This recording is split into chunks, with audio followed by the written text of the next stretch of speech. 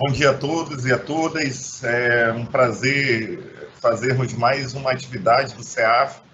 Na data de hoje, nós temos uma atividade sobre o que vamos falar sobre capacitismo. É um tema bastante interessante. Ele é capitaneado, comandado pelo Dr. Vitor Moreira Fonseca, nosso promotor de justiça. Ele é doutor, mestre especialista em Direito Processual Civil pela PUC de São Paulo, tem experiência na área do direito, com ênfase em Direito Processual Civil, é coordenador do Núcleo de Processo e professor de Direito Processual Civil da Faculdade La Salle, de Manaus, e também é secretário adjunto do Instituto Brasileiro de Direito Processual. Doutor Vitor é nosso promotor de justiça, eu não sei se o único com doutorado aqui, ou um dos únicos, então, para nós sempre é um orgulho fazer uma atividade com o Dr. Vitor. Particularmente em relação a essa atividade, nós iniciamos as nossas lives, né, esse ano, quando houve a pandemia, e as nossas atividades tiveram a necessidade de sair, migrar das plataformas presenciais para as plataformas online. O Dr. Vitor, ele foi, com muita honra, o nosso primeiro conferencista de live, e coincidentemente, essa é a nossa última atividade aqui no CEAF, minha, né, no caso, nessa gestão, e o Dr. Vitor também vai abrilhantar, vai iniciar e vai terminar a nossa gestão online aqui dos cursos do CEAF durante esse nosso exercício de administração aqui. Na data de hoje também, com o Dr. Vitor, como palestrante, tem a psicóloga Soliana Coelho, palestrante motivacional desde 2010, psicóloga clínica, pós-graduanda em neuropsicologia e terapia cognitivo-comportamental.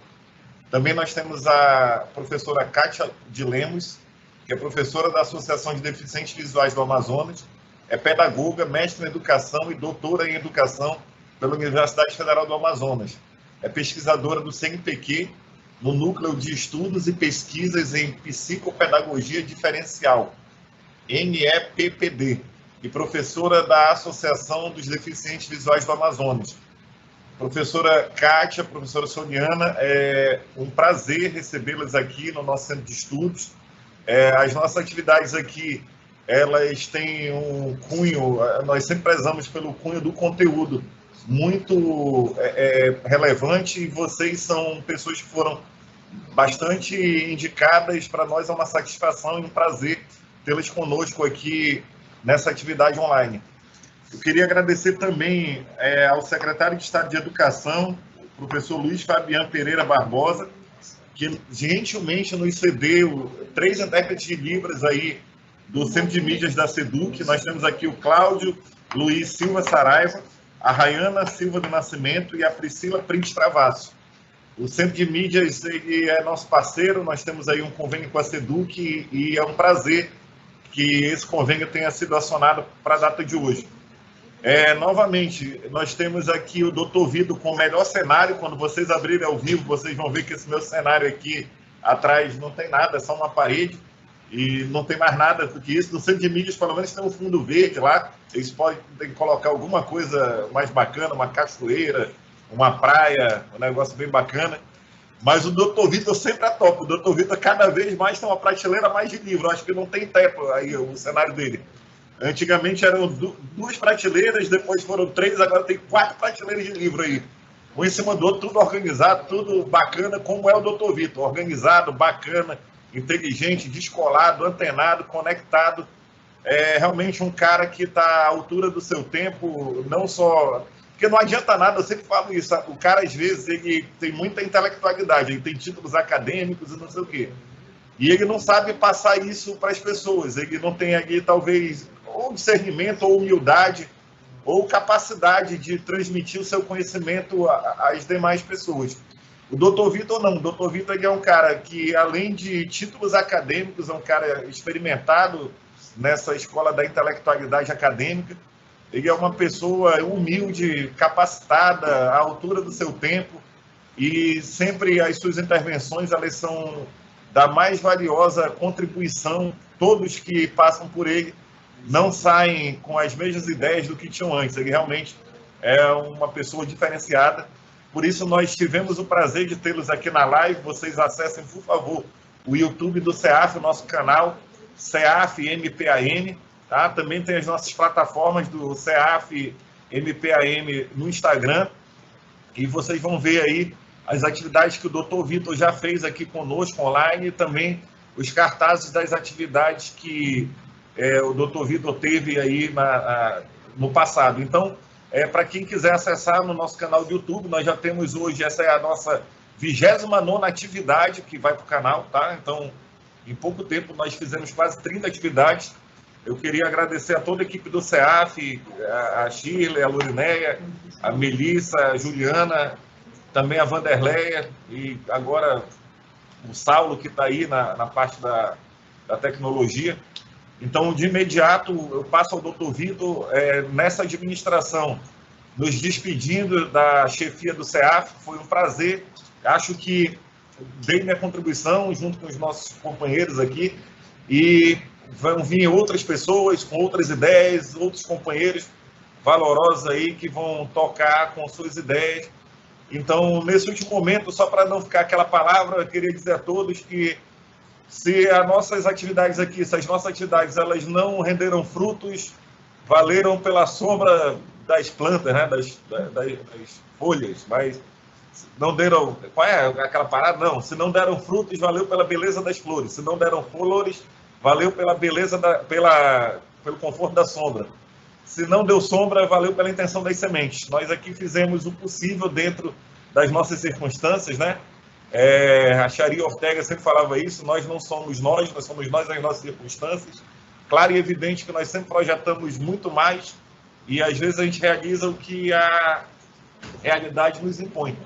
Dentro das nossas circunstâncias, nós realizamos o que foi possível, junto com a colaboração de todos, junto com aí a colaboração do Dr. Vitor, Dr. Darlan, doutora Cristiane, Dr. Armando, enfim.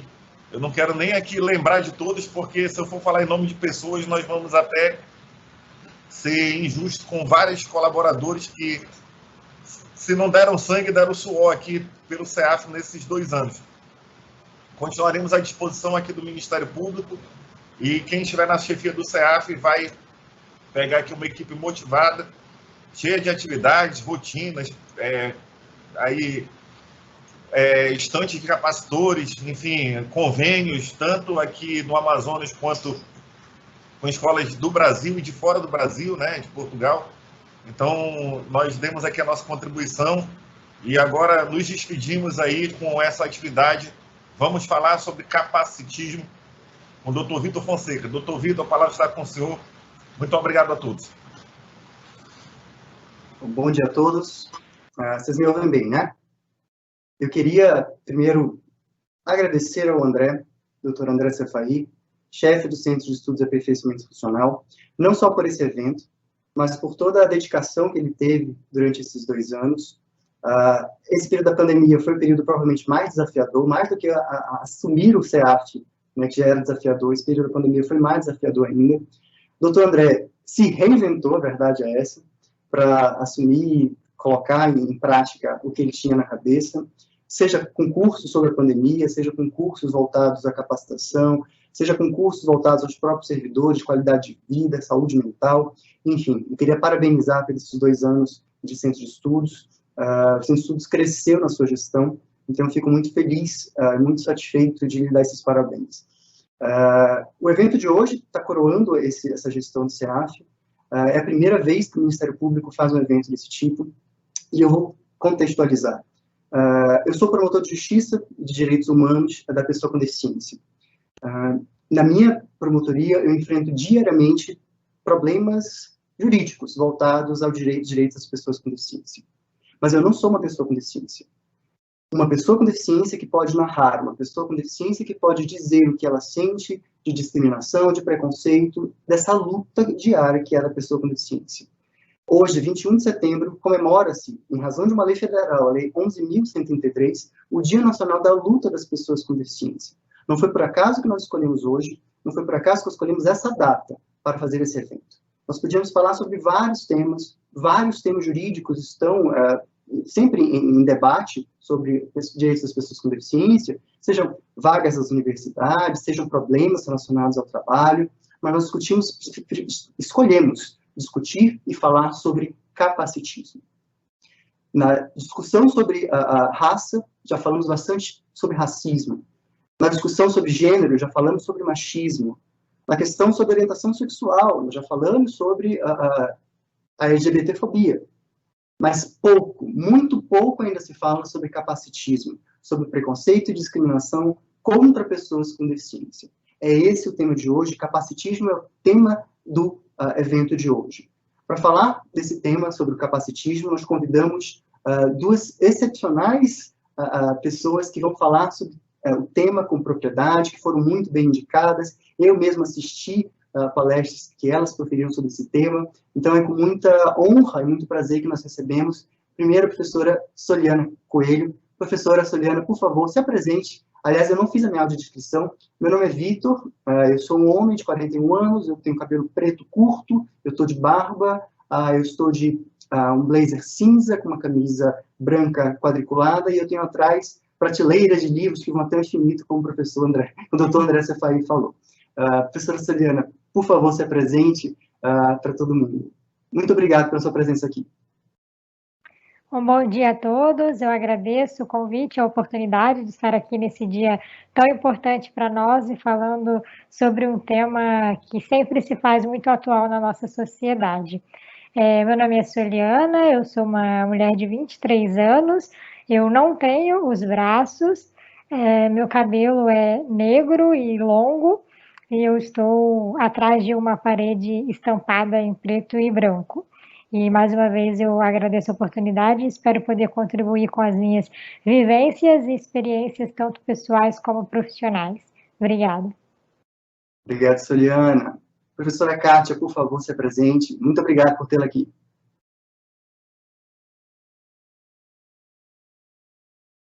O áudio da professora Kátia está desligado. Só um momentinho, professora. Só um pouquinho. A gente já vai ligar o seu áudio. Já? Pode falar, professora. Ainda não, só um momentinho, vamos já ajudar. Agora sim. Bom dia a todos e a todas. Sou professora Kátia de Lemos, tenho 43 anos. Ontem completei 43 anos. Sou uma cor meio desbotada. Tenho 1,62 m, o cabelo é liso, preto, bem longo, sou bem fofinha, e é um prazer inestimável estar aqui com vocês hoje, uma grande responsabilidade estar com vocês aqui hoje, mas estou muito feliz também de poder compartilhar um pouco dessa história que temos e também poder trocar experiências e aprender com vocês. Tudo ótimo. Então, vamos começar. A gente combinou que a gente não vai fazer palestras propriamente ditas, não serão 30 minutos, 40 minutos. Vai ser realmente uma conversa, vai ser realmente um bate-papo, uma troca de experiência, uma troca de vivências, de narrativas sobre esse tema. Então, eu queria saber de vocês, como é que vocês veem esse tema? O que vocês entendem por capacitismo? Soliana, começa com você. Para você, o que é o capacitismo? O que na tua cabeça quando a gente ouve falar em capacitismo?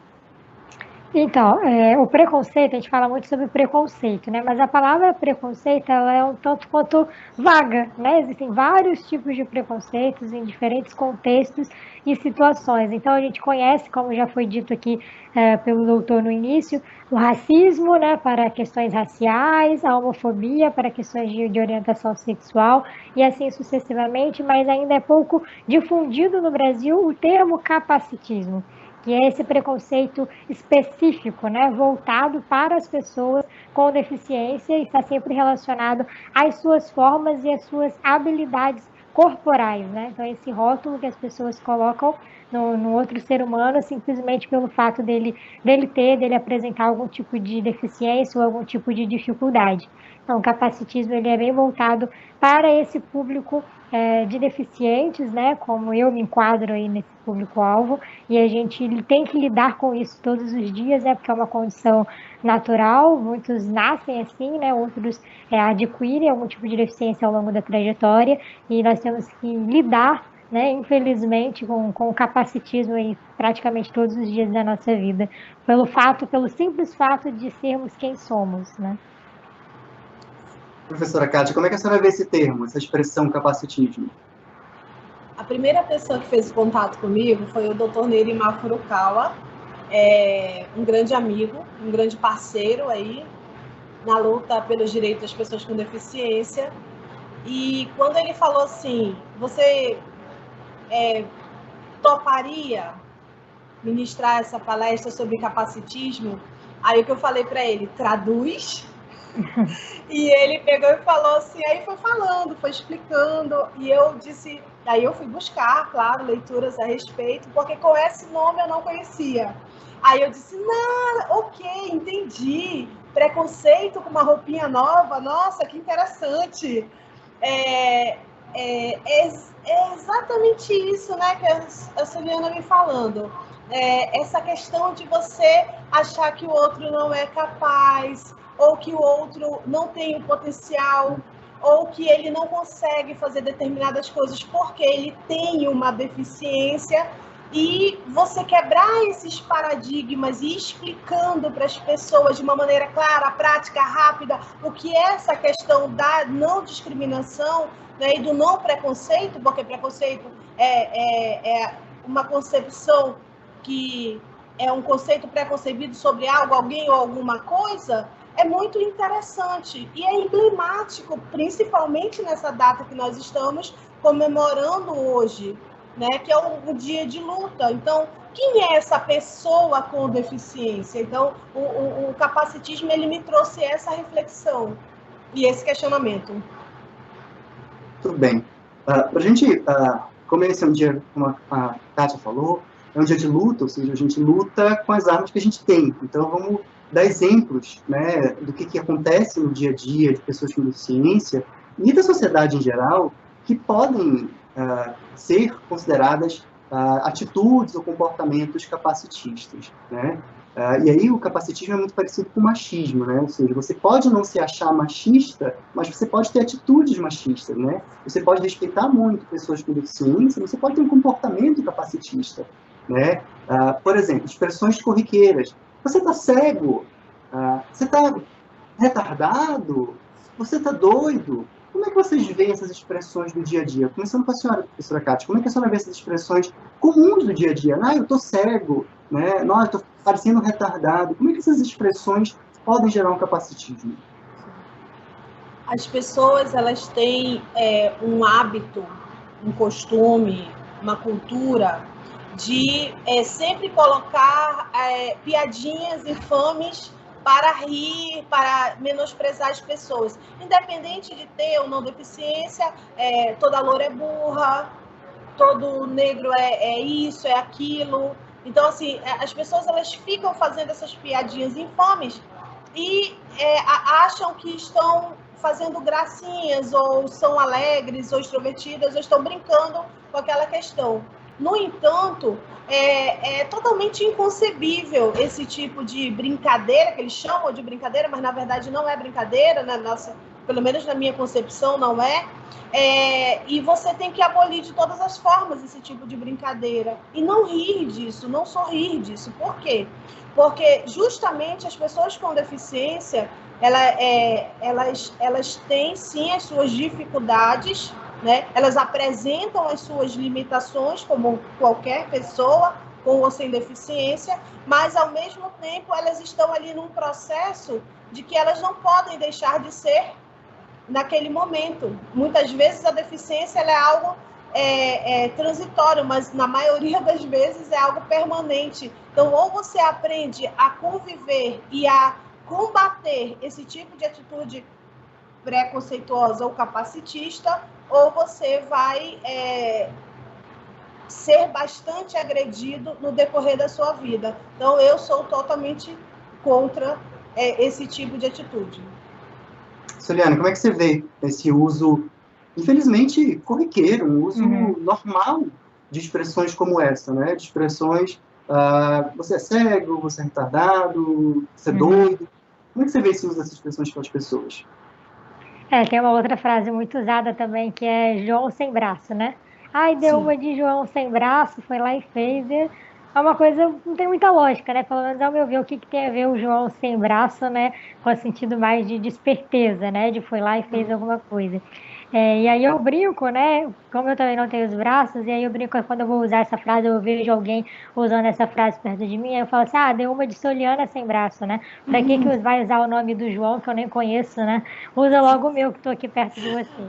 Então, eu brinco com isso, porque realmente são frases que já se tornaram estruturais, né? Assim, algo muito enraizado na nossa sociedade e que as pessoas reproduzem, às vezes, sem a menor reflexão. Né? Então, assim, principalmente preconceito relacionado à saúde mental, como o doutor citou, de você é retardado ou você está louco. Então, isso acaba banalizando um assunto que é muito complexo, que tem uma seriedade muito grande. Então, acho que quanto mais conscientização a gente trouxer, quanto mais debates desse assunto a gente tiver, mais as pessoas elas vão, às vezes, pelo menos tentar refletir um pouco antes de dizer por aí o que elas ouviram a vida inteira. Mas às vezes a gente ouviu isso, mas que mal tem, a sociedade do mimimi, né? Sempre falou antes, não teve problema, agora não pode falar mais nada. Mas é porque essa transformação vem através da informação e da conscientização. E é isso que a gente está tentando trazer um pouquinho para as pessoas hoje através da nossa fala. Legal. Essa normalização, né, do capacitismo, ela acaba atingindo, me parece, muito do que a gente vê e consome, né? E aí eu estou falando, por exemplo, de mídia, reportagens, artigos que saem, né? Geralmente, quando sai um artigo, sai uma reportagem sobre pessoas com deficiência, em geral são com frases de superação, pessoas com deficiência como se fossem musas inspiracionais, de inspiração, né? Do tipo, eu vi uma reportagem um dia desse, né? E foi muito criticado sobre isso, de uma cadeirante fulana consegue lavar louças, né? Como se a pessoa com deficiência não pudesse lavar louças, né? Como se fosse algo absolutamente sobrenatural. Quer dizer, a mídia, né? A própria, hoje com redes sociais, com a proliferação de artigos que a gente vê por aí, ela usa muito essa abordagem capacitista. Como é que vocês enxergam isso? Como vocês veem isso? Vocês entendem que pode ser algo capacitista isso? Quer dizer, em vez de fazer uma reportagem bacana sobre uma pessoa com deficiência, por exemplo, Soliana vai falar daqui a pouquinho, ela acabou de lançar um livro. Isso é legal, né? Isso é um exemplo da pessoa que escreveu um livro, né, narrando sua experiência, etc. Mas não, a mídia prefere fazer narrativas de superação, de que sempre é uma superação, de que sempre é algo motivacional, inspiração. Como é que você vê isso, Leandro? É bastante interessante, porque a sociedade ela tem essa ideia já pré-concebida de que, por ser deficiente, não vai conseguir, né? Não vai chegar a lugar nenhum, não vai fazer. E aí, quando a pessoa consegue, ela passa meio que do 8 para o 80. Né? Meio que do não conseguiu para o nossa, é um super-herói da sociedade moderna. E aí isso se destaca. Eu percebo muito isso no meu dia a dia, nas redes sociais, né? Sou bem ativa e às vezes eu faço uma publicação sobre assuntos da minha área profissional, da psicologia, como depressão, ansiedade. Tem um certo alcance ali bacana, mas o dia que eu posto uma foto escrevendo, um vídeo lavando louça, como o doutor citou, e às vezes não na intenção de, eu consigo, mas, por exemplo, uma foto sobre o meu livro, então que eu estou fazendo dedicatória para alguém no livro. E aí as pessoas chamam muito mais a atenção, não pelo livro em si, mas pelo fato de eu estar escrevendo o livro com o pé.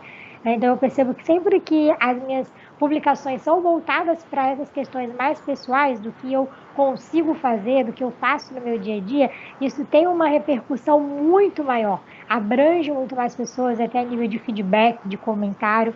Então, de novo, eu acho que é uma situação, né, uma questão enraizada, de que durante tanto tempo, e até a nível histórico, se a gente for ver a linha do tempo dos deficientes, no mundo, no Brasil, que eram mortos e que ainda hoje, né, existem culturas indígenas, culturas mais, né, rígidas, que ainda matam pessoas com deficiência pelo simples fato de serem deficientes, mas há um tempo atrás isso era muito mais frequente, ou eram institucionalizados, ou eram abandonados, não tinham oportunidade, né? Então, se a gente for ver essa cultura, essa ideia pré-concebida sobre o deficiente, eu acho que isso faz ter uma ênfase maior hoje em dia, quando a gente tem esse lugar de destaque, quando a gente tem esse lugar de fala, e quando a gente vai e mostra que, olha, eu consigo fazer tanto quanto você.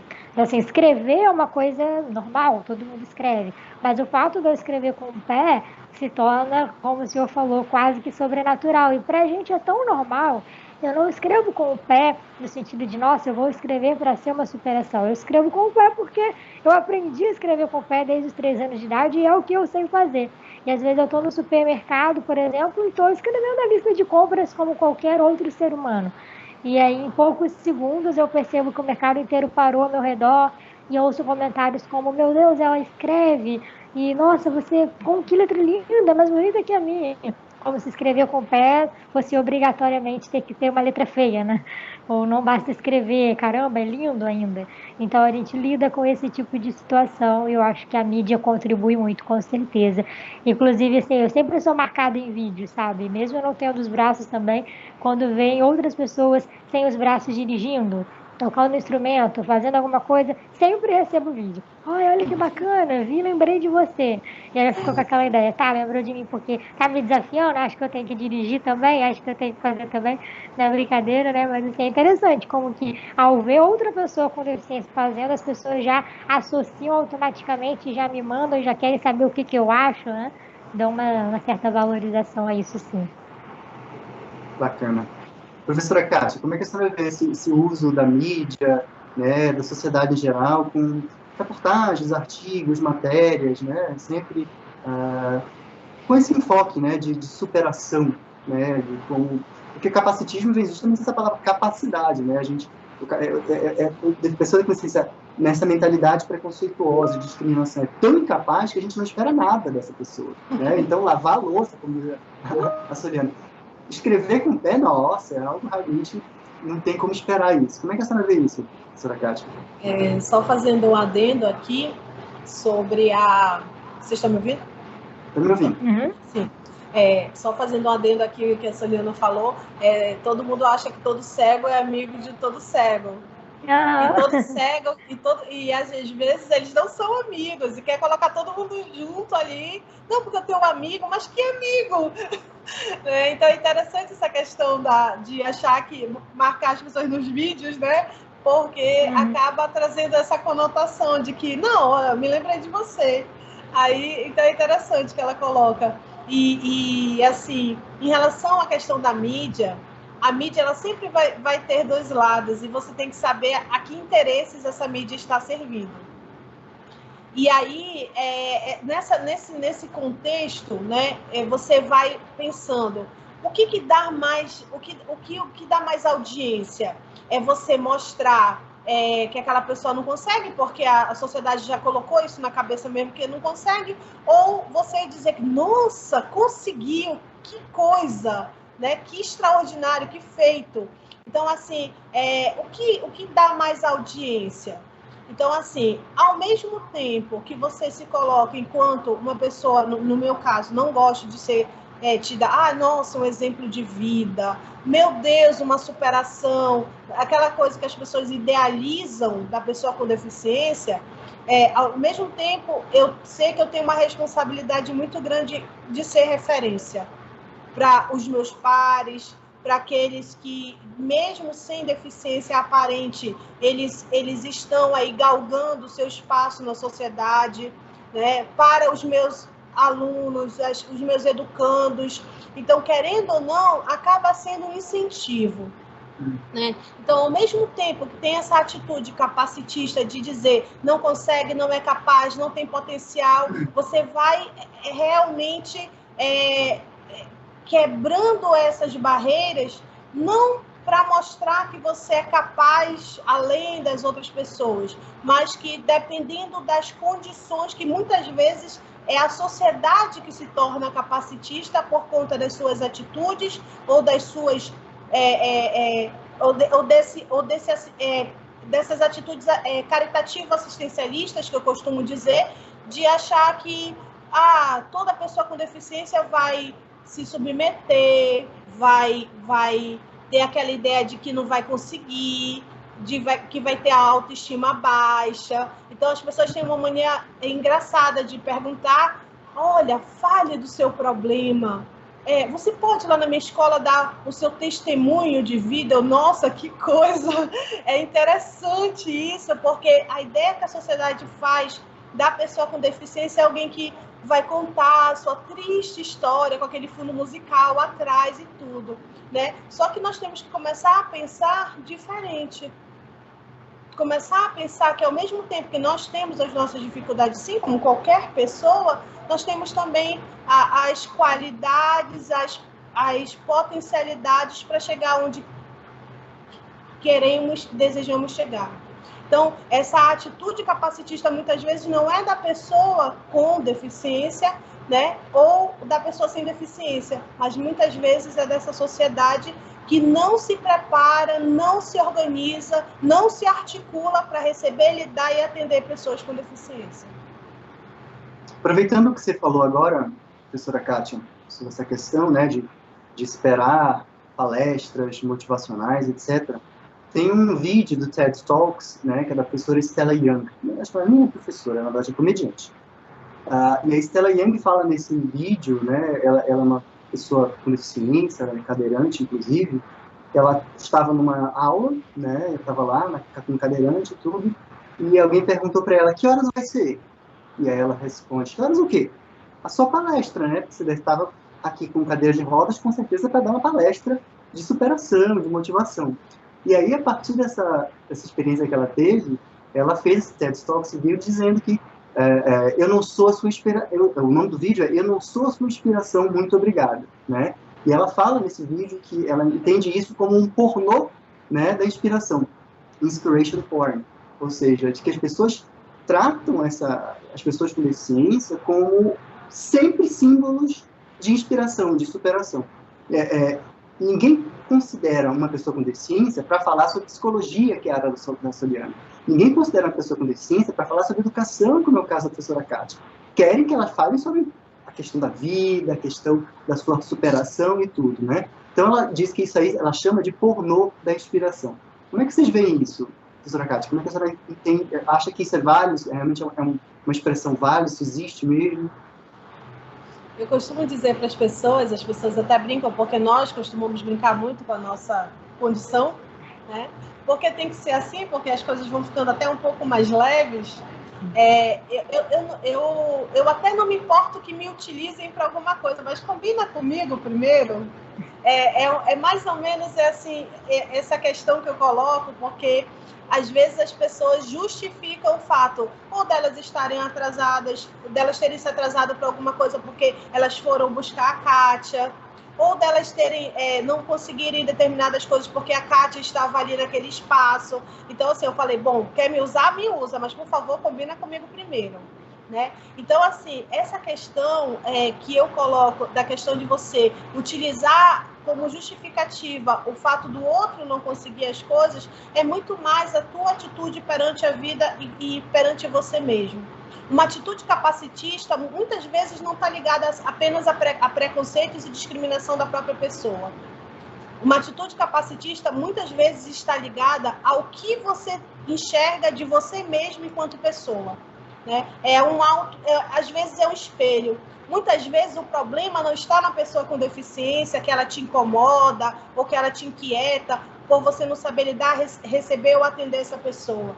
Muitas vezes está com você esse problema de você não se aceitar, de você ter alguma frustração com você mesmo. E a Soliana pode falar melhor disso do que eu, porque ela é psicóloga, né? E aí assim, essa questão do espelho, ela é muito complicada.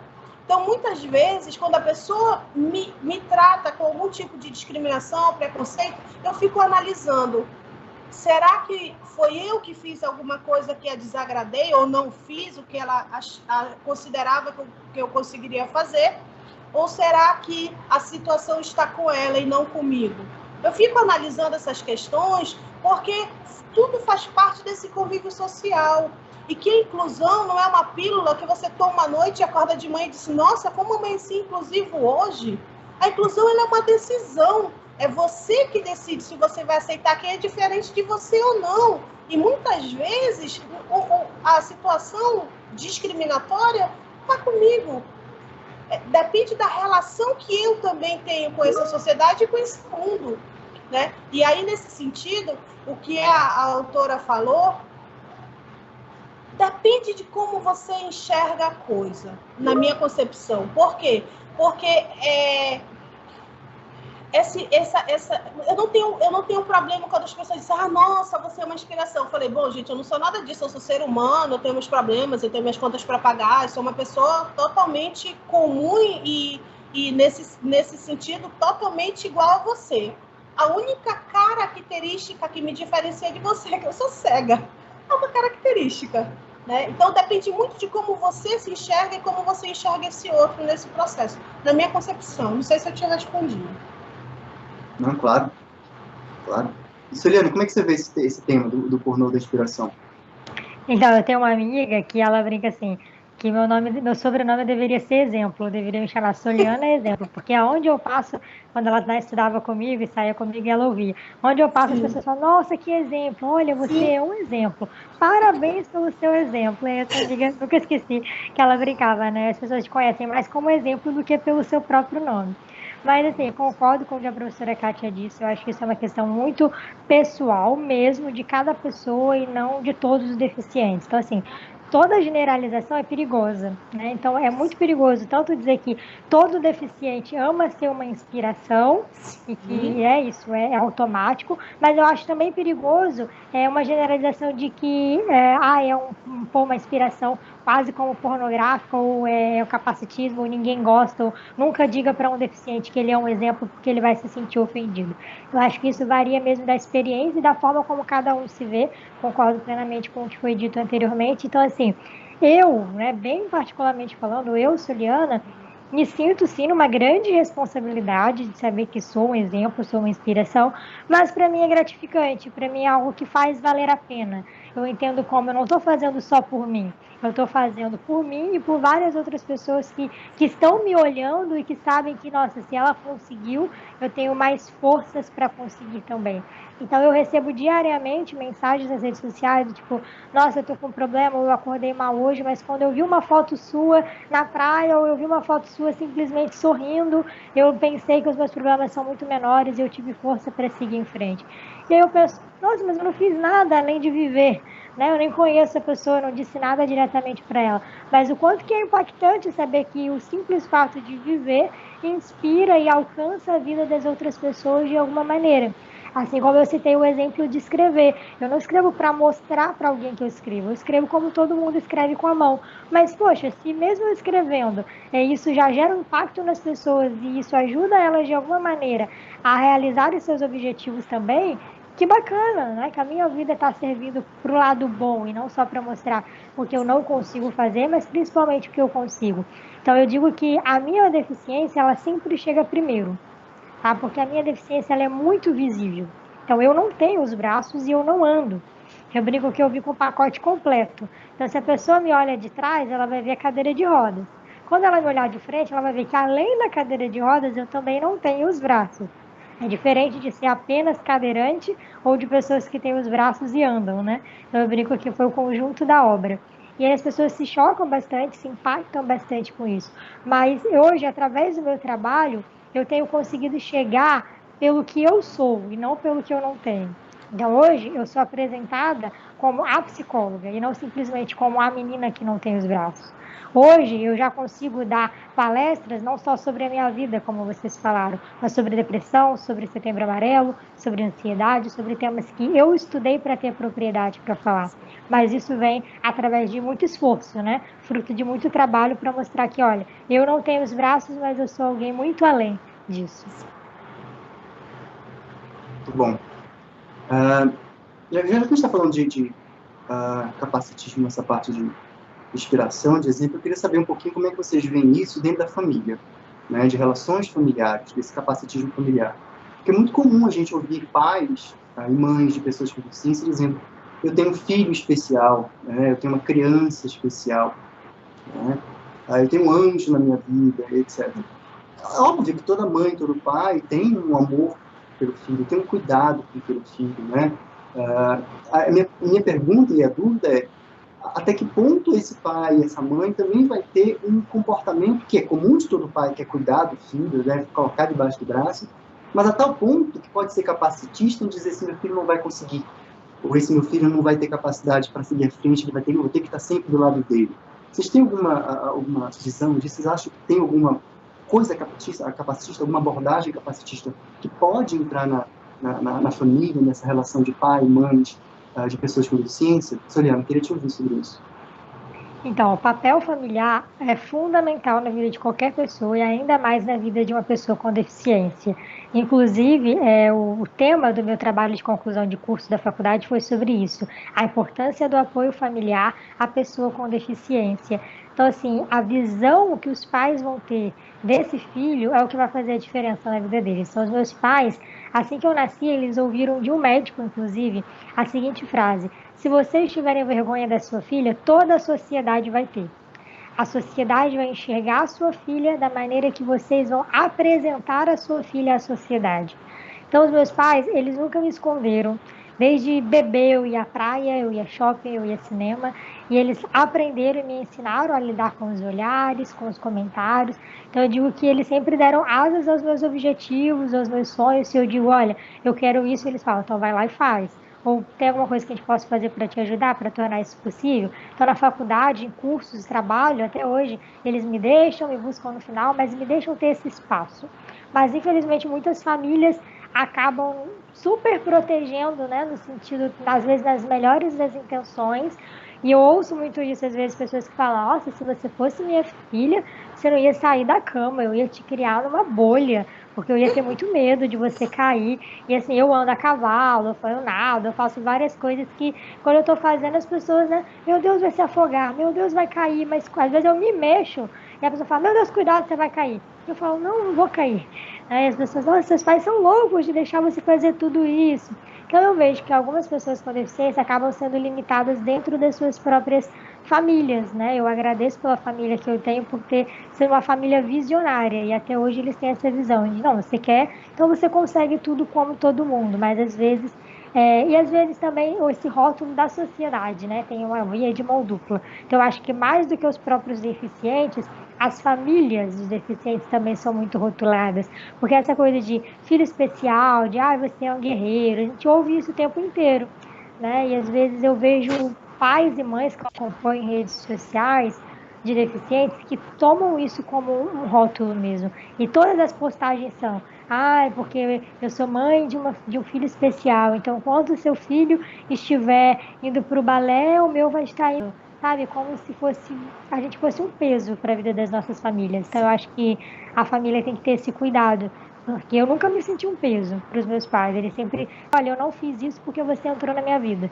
ou eu não posso fazer isso porque você surgiu como nossa filha sem os braços. Isso me deu autonomia e liberdade, e isso com certeza pode definir o futuro de alguém. Excelente, Juliana, muito bom. Professora Kátia, como é que a senhora vê essa questão familiar e uma visão, uma abordagem, enfim, algum sentimento capacitista que pai, mãe, familiar, né? Como a gente falou, pai quer cuidar, óbvio que tem que cuidar, né? Mas chega a ser tal ponto que ele acha que o pessoa com deficiência vai ser dependente dele, né? Vai ser absolutamente incapaz de fazer qualquer outra coisa na vida. Como é que a senhora enxerga isso? Bom, eu nasci com 70% da visão, então eu nasci enxergando. Sou filha adotiva, criada por avós, e a minha mãe adotiva, ela sempre trabalhou de manhã, tarde e à noite, mas sempre foi uma pessoa extremamente presente. Desde muito pequena, eu tinha uns 4, 5 anos, eu sempre morei com eles. Então, aos 4 ou 5 anos, a minha mãe começou a trabalhar comigo as questões de autoestima: você vai conseguir, você é muito amada. E ela foi sempre trabalhando muito isso comigo. E aos 8 anos ela me contou que eu era adotiva, ela me contou a minha história, né? Minha mãe não me criou porque ela não podia, e elas fizeram um acordo que eu iria morar com ela, e ela me adotou realmente como filha. Isso causou algumas questões, tanto no trabalho dela, como na sociedade como um todo, na própria família dela. Às vezes, você diz, não, essa menina aí está sendo criada. Ela está criando essa menina aí. Então, essa menina aí era eu. Só que todas as vezes que eu ouvia algo assim muito complicado para eu entender com a minha cabeça de criança, eu sempre lembrava da frase que minha mãe sempre me dizia: você é extremamente amada. E isso foi me dando forças para seguir adiante. E aí o tempo passou.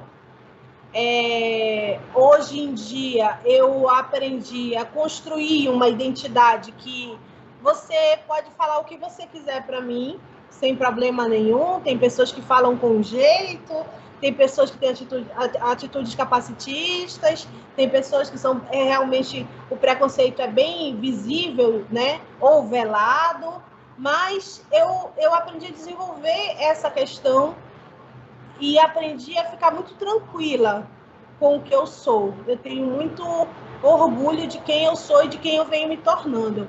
Eu sou exatamente aquilo que gostaria de ser e vir me tornando, né? E estou exatamente no lugar que gostaria de estar a partir dessa família que eu adquiri, né? Dessa família que me acolheu e que me escolheu com todo o amor e todo o carinho. Então, meu pai biológico ainda vive, irmão da minha mãe adotiva, né? Então eu brincava na escola com as freiras, né? Com a escola quando eu estudava, tinha uma freira que eu dizia: nossa, meu pai é irmão da minha mãe. Ela ficava, nossa, sem entender nada, né? Mas aí eu fui aprendendo a lidar com essas questões do preconceito dentro da família. Eu sou...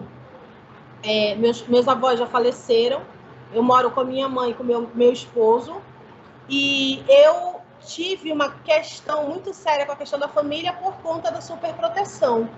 E que, aos poucos, eu também fui me libertando disso. A minha mãe, quando eu adquiri a deficiência, porque é uma doença congênita e hereditária, nas células da retina, nas quais elas nascem, crescem e morrem muito rapidamente, eu tenho doença de Stargardt, e ela se desenvolve na adolescência. Então, quando eu tinha 17 anos, eu perdi um ano, 65% de visão. Então, eu não sabia o que era ser uma pessoa com deficiência, nem minha mãe sabia o que era ser mãe de uma pessoa com deficiência. Então, nós fomos buscar, foi quando eu conheci a ADVAN, Associação dos Deficientes Visuais do Amazonas, e eles foram me dando os caminhos de como agir. E minha mãe sempre esteve ao meu lado. Ela me ajudou a passar no vestibular, porque eu tentei o vestibular 5 vezes sem sucesso, mas eu precisava passar numa pública porque eu não tinha dinheiro para pagar uma faculdade privada. E aí ela sempre esteve ao meu lado. E minha mãe é meu esteio até hoje. Minha mãe está sempre comigo. E em 2013 ela também se tornou uma pessoa com deficiência. Então somos duas pessoas que se ajudam, que se amam mutuamente e que vão trabalhando as suas dificuldades e as suas potencialidades juntas a partir desse processo do que é ser uma pessoa com deficiência. E aprendemos muito juntas, né? E somos muito unidas, e estamos sempre muito juntas por conta dessas questões. Mas, como a Soliana estava também comentando, a superproteção ela é extremamente difícil. O quanto é importante a família fazer parte, apoiar, incentivar a pessoa com deficiência, estar lá, estar ao lado, você saber que a pessoa está lá.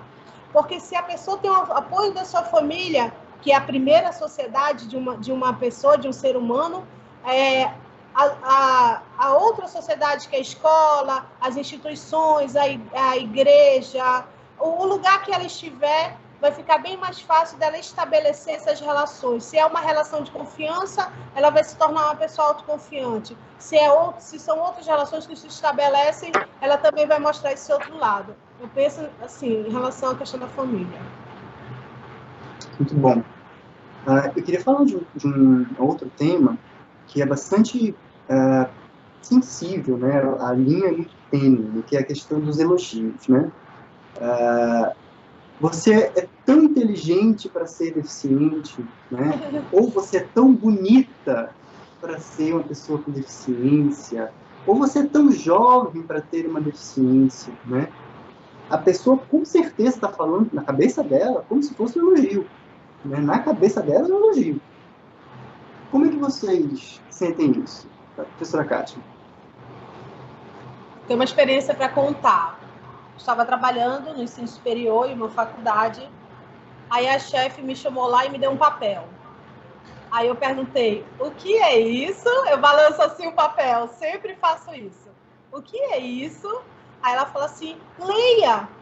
Aí eu olhei assim, eu digo, eu não leio, eu sou cega. Ela, você não é cega, você é baixa visão. Falei, eu sou cega, professora. Aí ela falou assim, não, você é baixa visão. Eu falei, não, professora, realmente, clinicamente, eu sou cega. Aí ela ficou assim me olhando. Aí eu sei que ela fica me olhando porque a gente percebe, a gente sente quando o outro tá te olhando. Você não vê, mas você sente. Aí ela ficou assim, ela, não, sabe o que é? Que você é tão... Aí ficou procurando uma palavra. Você é tão... Aí eu olhei pra cara dela e falei assim, normal? Aí ela, pra ser cega. Aí eu fui explicar pra ela, né? Porque você não precisa estar demonstrando o tempo inteiro essa sua deficiência. Você precisa, como a Soliana também já colocou, as pessoas precisam perceber que você é uma pessoa. Então, é muito complicado esses elogios. Ah, você é tão isso para ser deficiente. Ah, você é tão isso para ter uma deficiência. Não, isso não é complicado. Isso para a pessoa, ela precisa entender que você não é a deficiência, você é o potencial. Você é um ser humano como outro qualquer. Você é o que está por trás dessa deficiência. E o que está por trás, muitas vezes as pessoas não querem se dar o trabalho, ou não entendem, ou não compreendem, ou não têm o conhecimento para saber quem é essa pessoa que está por trás. Não se dão ao trabalho, muitas vezes, né? Então, assim, você vai, como ela falou, você vai ser apresentada ao mundo de uma maneira, e também mais tarde, quando você ficar adulto, você vai decidir se você vai querer ser apresentada dessa forma ou não. Mas aí, dependendo de onde você parte, você procura mecanismos também de autodefesa.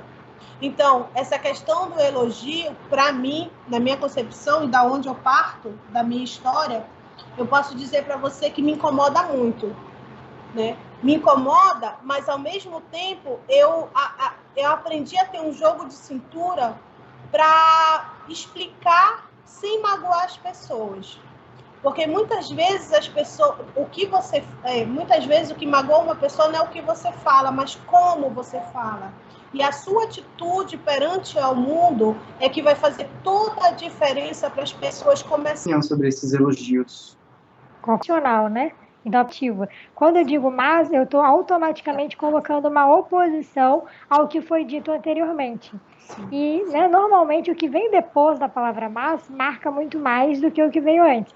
Então, se eu falo assim, fez muito calor, mas a noite esfriou, dá mais ênfase que eu dei mais valor, porque a noite esfriou do que o calor que fez durante o dia. Então, quando eu digo, você é muito lindo, apesar de ser deficiente, ou mais é deficiente, ou pena que é deficiente, é como se a deficiência ela estivesse invalidando o elogio que você acabou de fazer.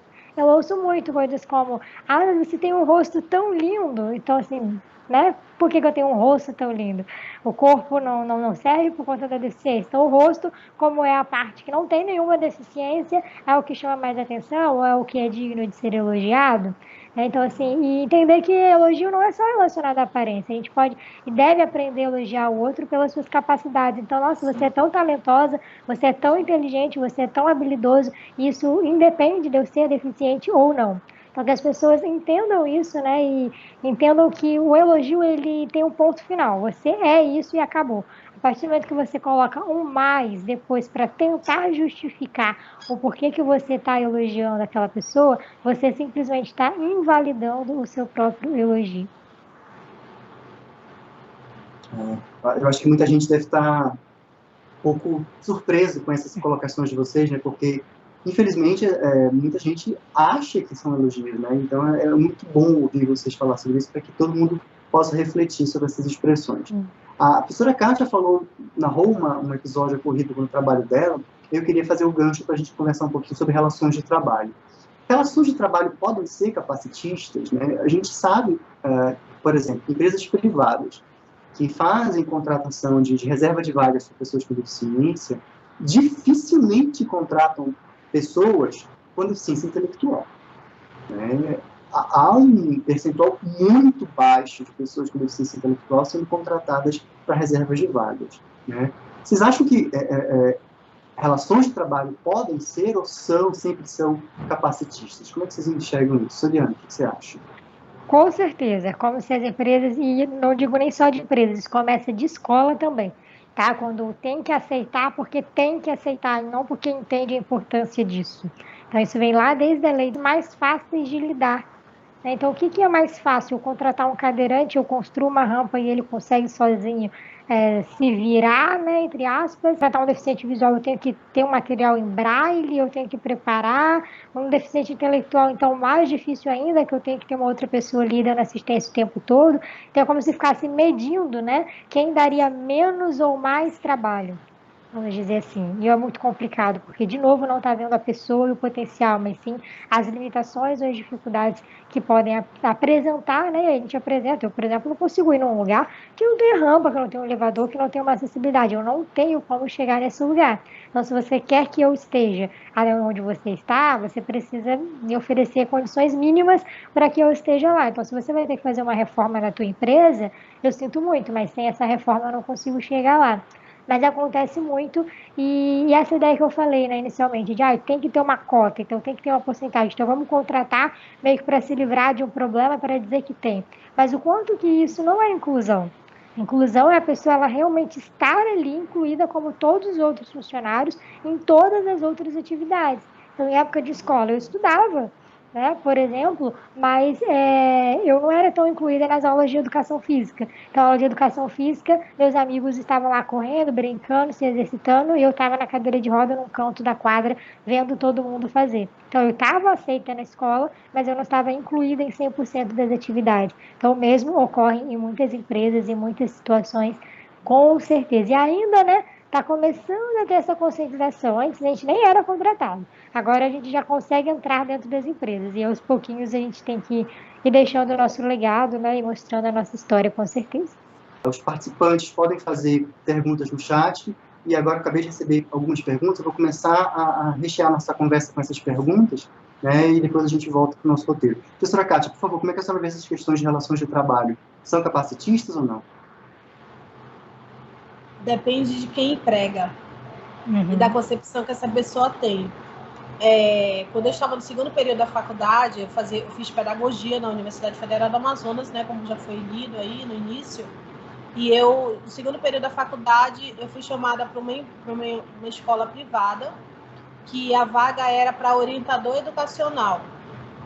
E a dona da escola, ela pediu 5 cegos formados ou em formação para essa vaga, para concorrer. Aí nós fomos contactados pela Associação dos Deficientes Visuais do Amazonas e fomos até a escola. Quando eu cheguei na escola, a própria dona da escola entrevistando a gente, e ela falou assim para mim, se alguém, de repente, na minha escola, lhe tratar com algum tipo de preconceito ou discriminação, você seria capaz de me contar? As perguntas eram mais ou menos assim. Eu falei, sim. Ela falou, você não ficaria acanhada ou com medo de que acontecesse alguma, sei lá, de alguma forma ficasse constrangida? Eu falei, não, eu contaria. Aí ela falou assim, ela fez várias perguntas. Aí, ao final, ela falou assim, olha, você já tinha ouvido falar na nossa escola? Eu falei, não. Ela falou assim, olha, a vaga é sua.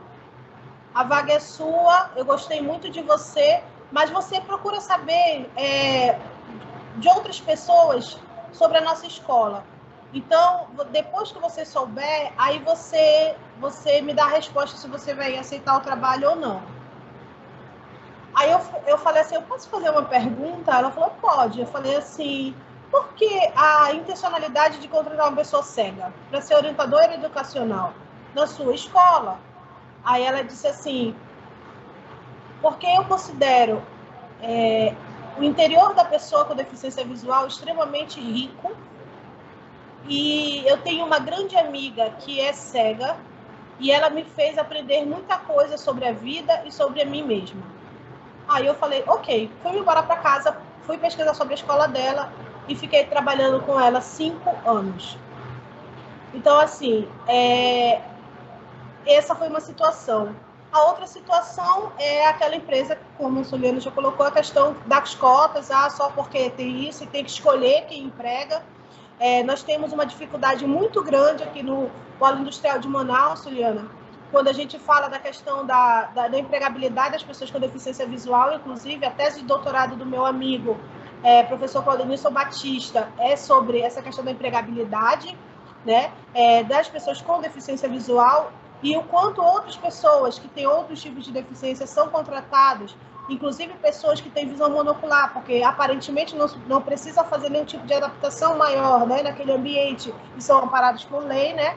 E aí eles concorrem e ganham a concorrência de uma pessoa cega por conta dessa questão da empresa entender o quanto é importante para o empregador ter essa sensibilidade. Porque a pessoa é muito mais do que as suas especializações, você está correndo atrás dessa sua capacitação, e a empresa diz assim, não, mas as pessoas não têm a competência técnica para estar na nossa empresa, não sei o quê, e começam a colocar aqueles rótulos, né, e aquelas dificuldades, mas você entende que não é por causa disso. É porque eles não sabem lidar, receber e atender pessoas com deficiência, e eles não querem se dar o trabalho, e eles vão pela questão da produtividade, que a gente até entende no mundo capitalista em que nós vivemos. No entanto, né, nós, cada vez mais, é importante que se diga, as pessoas com deficiência, elas estão procurando o seu lugar ao sol, elas estão sim procurando as suas habilitações, as suas especializações, procurando se capacitar tecnicamente para as coisas, e as empresas que nos aguardem, porque as empresas, as instituições que nos aguardam, os concursos públicos também, porque nós já temos vários colegas nossos que estão aí, né, lutando e conseguindo seu lugar ao sol, e eu faço votos que cada vez mais pessoas com deficiência adquiram esse direito, né? Esse direito de estar também trabalhando e construindo suas famílias com autonomia e independência. Muito legal. Vou fazer só uma rodada aqui de perguntas que a nossa audiência já está fazendo. São perguntas que, infelizmente, não tem o nome da pessoa, está anônimo, né, que entraram sem se identificar. Mas a primeira pergunta diz se o capacitismo dá certa segurança de que a pessoa com deficiência vai ser respeitada, né? Aí eu vou fazer a segunda pergunta, que aí vocês respondem na ordem que vocês quiserem. Então, a primeira pergunta é, o capacitismo lhes dá certa segurança de que irão ser respeitados? E a segunda pergunta é, gostaria de saber em que momento vocês despertaram para atuar na sociedade de maneira que fazem hoje. Eu acho que talvez a pessoa queira saber, assim, apesar do capacitismo, em que momento vocês se entenderam, né, como pessoas realmente, como seres humanos normais, com suas limitações e tudo, mas com capacidades para atuar na vida de jeito normal, né, absolutamente do jeito que vocês são hoje. Né? Como é que vocês veem isso? Se o capacitismo respeita, né, é garantia de respeito, e em que momento vocês, como disse a pessoa, se despertou para atuar na sociedade como vocês atuam hoje? Quem gostaria de responder essas perguntas? Olha, pode falar. Sobre a primeira pergunta, se eu entendi bem, acho que é o contrário, né? O oposto, né? O capacitismo ele não é uma garantia de nada, muito menos de respeito, pelo contrário, que às vezes as pessoas confundem com a palavra, porque a palavra capacitismo dá a ideia de capacidade, então dá a ideia de valorização. Mas é o contrário, é a mesma coisa que dizer para uma pessoa negra, você se sente segura por existir o racismo no mundo, né? Você acha que o racismo te dá uma segurança ou te traz respeito? Então, eu acho que é o contrário. Né? A gente está aqui lutando contra o capacitismo e não a favor dele.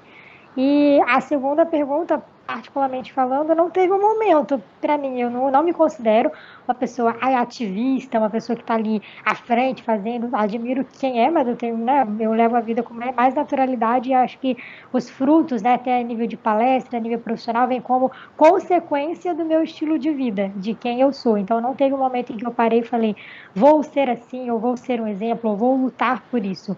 Eu fui simplesmente traçando os meus objetivos, traçando o meu caminho, e como consequência disso eu fui alcançando e inspirando outras pessoas e ajudando também hoje, não só nesse lugar de fala, mas também como profissional, a tratar todas essas questões de preconceito, de bullying, de inclusão, de aceitação. Acho que no meu caso, as duas coisas se encontraram muito bem. A minha história de vida pessoal e a profissão que eu escolhi exercer, ambas me dão um embasamento muito grande para poder estar nesse lugar de fala hoje. A primeira questão também eu compreendi como a Soliana, essa questão da oposição, né? Capacitismo não é capacidade, nesse sentido. E aí, no caso, revela uma visão distorcida que a sociedade talvez tenha das pessoas com deficiência.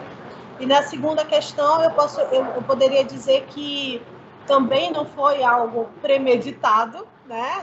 Eu não acordei com essa ideia de que ia ser quem eu sou hoje. E eu ia traçando planos também, projetos de vida, mas os meus planos e projetos de vida me levaram para esse lugar de fala que eu tenho hoje também. Tenho um projeto de sociedade e sigo esse projeto de sociedade, que todas as pessoas com deficiência aprendam a falar por si mesmas, que se tornem autônomas, independentes e felizes, fazendo as coisas que querem fazer, fazendo algo que as deixe satisfeitas e realizadas enquanto seres humanos e enquanto pessoas com deficiência.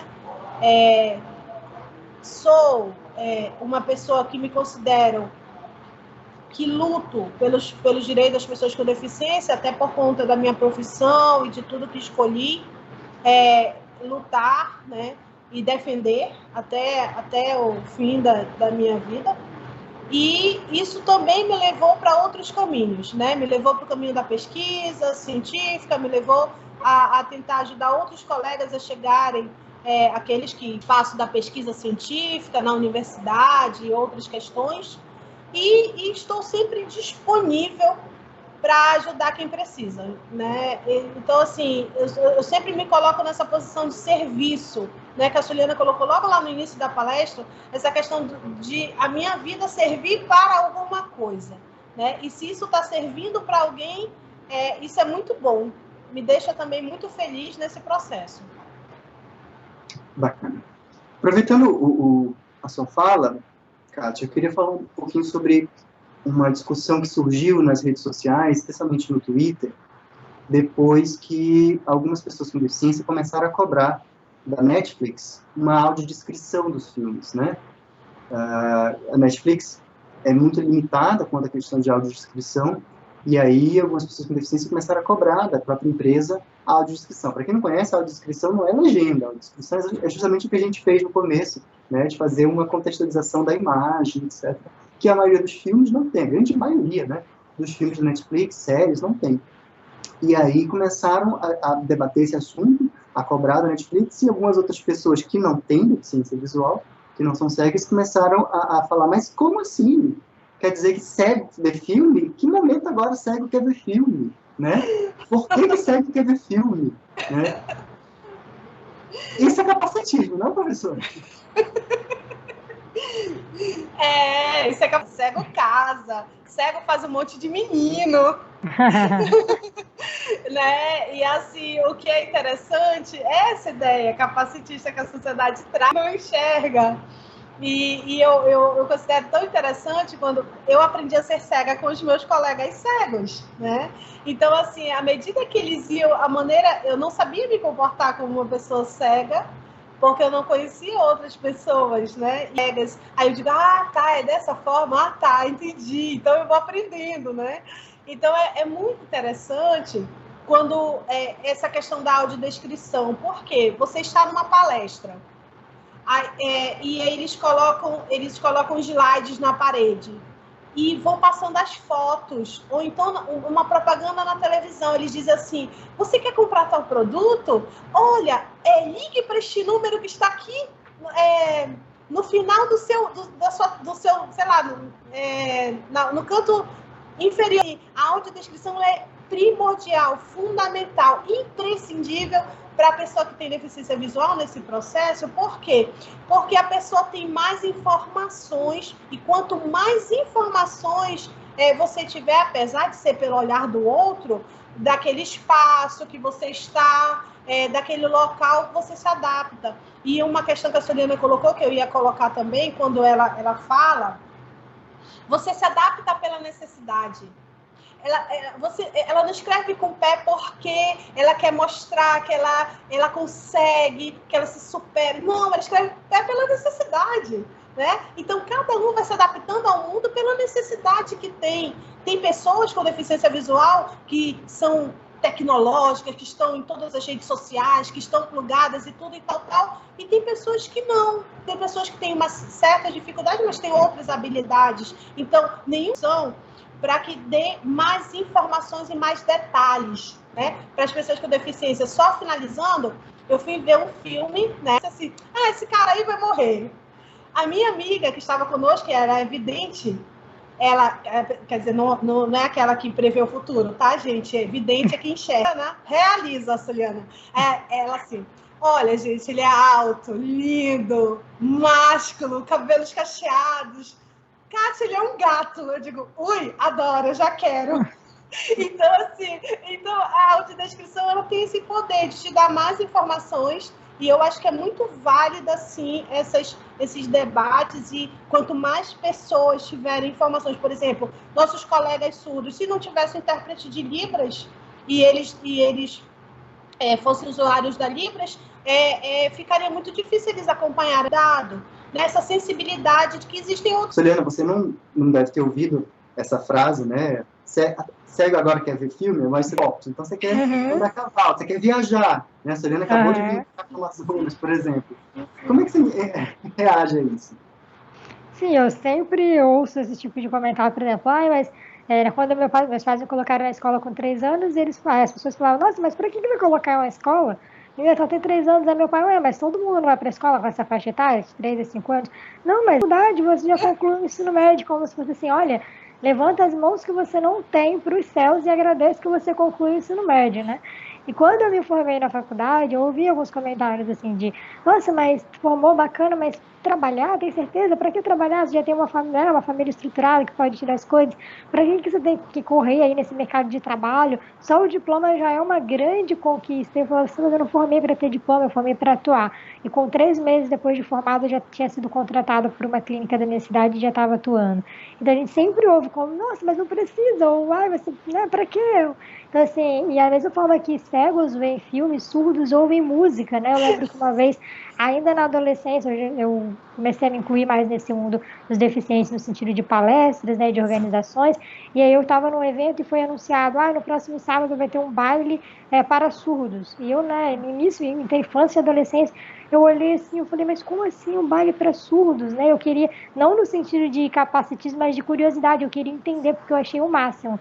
E aí eu fui aprendendo que os surdos ouvem música pela vibração, né, que tem pisos específicos, e aí eles conseguem, pela vibração, saber o ritmo e dançar, mesmo sem estarem ouvindo. E eu acho isso, às vezes, os próprios deficientes não conhecem muito sobre as outras deficiências. Então, assim, para mim, a acessibilidade é um elevador ou uma rampa. O surdo, ele não vai precisar da mesma rampa que eu, assim como eu não vou precisar do mesmo intérprete que ele. Então, abrir, né, de forma geral, a nossa caixinha para a gente entender que o mundo, ele tem multiformas, né? E quanto mais a gente conhecer, mais a gente vai se incluir e incluir as pessoas ao nosso redor. Bacana. Recebi aqui uma rodada de novas perguntas da nossa audiência. Que bom, obrigado por vocês estarem participando. É bom a gente saber aqui que a gente está reverberando essas ideias, né, sobre contra o capacitismo. Vamos deixar bem claro, isso é contra o capacitismo. O capacitismo é preconceito, né? O Ministério da Educação tem algum projeto sendo aplicado para que as pessoas tenham um olhar atuante no direito pelas pessoas com deficiência no Brasil? Eu acho que a pergunta quer dizer se tem algum projeto pedagógico, se existe algum componente curricular sobre esses temas. Professora Kátia, não sei se acho que é a sua área de expertise, se ela conhece algum componente curricular, algum projeto pedagógico que inclua essa discussão sobre o capacitismo, pelo menos para diminuir o preconceito?